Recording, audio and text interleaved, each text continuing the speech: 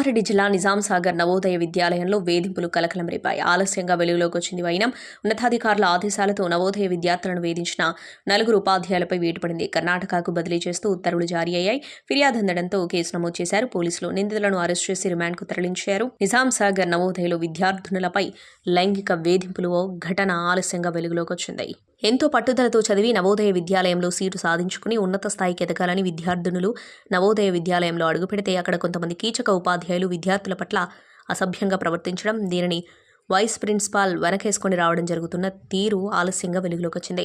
చక్కని విద్య బోధించి తమ కన్న పిల్లల్లాగా చూసుకోవాల్సిన ఉపాధ్యాయులు విద్యార్థినుల పట్ల అసభ్యంగా ప్రవర్తించడం, విద్యార్థుల మనోభావాలను దెబ్బతీస్తున్నారు. ఇప్పటికే పలు విద్యాసంస్థలు కీచక ఉపాధ్యాయుల లీలలు వెలుగు చూశాయి. తాజాగా కామారెడ్డి జిల్లా నిజాం సాగర్ నవోదయ విద్యాలయంలో గతంలో 2-3 సార్లు విద్యార్థుల పట్ల ఉపాధ్యాయులు అసభ్యంగా ప్రవర్తించడం, ఈ విషయం విద్యార్థులు తమ తల్లిదండ్రులకు చెప్పడం, తల్లిదండ్రులు వచ్చి ప్రశ్నించడంతో వైస్ ప్రిన్సిపాల్ ఇతతంగం బయటకు రాకుండా జాగ్రత్త పడ్డారు.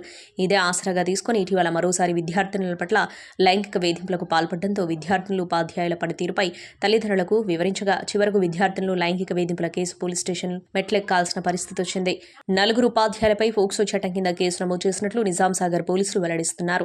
ఇప్పటికే రాష్ట్రంలో విద్యార్థినుల పట్ల లైంగిక వేధింపులకు పాల్పడిన ఉపాధ్యాయులను, అధ్యాపకులను అరెస్ట్ చేసిన ఘటనలు వెలుగు చూశాయి. కానీ నిజాం సాగర్ నవోదయ విద్యాలయంలో 3 సార్లు విద్యార్థుల పట్ల అసభ్యంగా ఉపాధ్యాయులు ప్రవర్తించిన తీరు వైస్ ప్రిన్సిపాల్కు దృష్టికి విద్యార్థులను తీసుకుపోయినప్పటికీ దానిని బయటకు పొక్కనివ్వకుండా వైస్ ప్రిన్సిపాల్ జాగ్రత్త పడ్డారు. ఈ విషయంలో వైస్ ప్రిన్సిపాల్ పై కూడా కేసు నమోదు చేయాలంటూ విద్యార్థి సంఘాలు డిమాండ్ చేస్తున్నారు. Hi everybody, this is Kiriti Damaraju. Like, share and subscribe to Saira TV. Oh, Saira!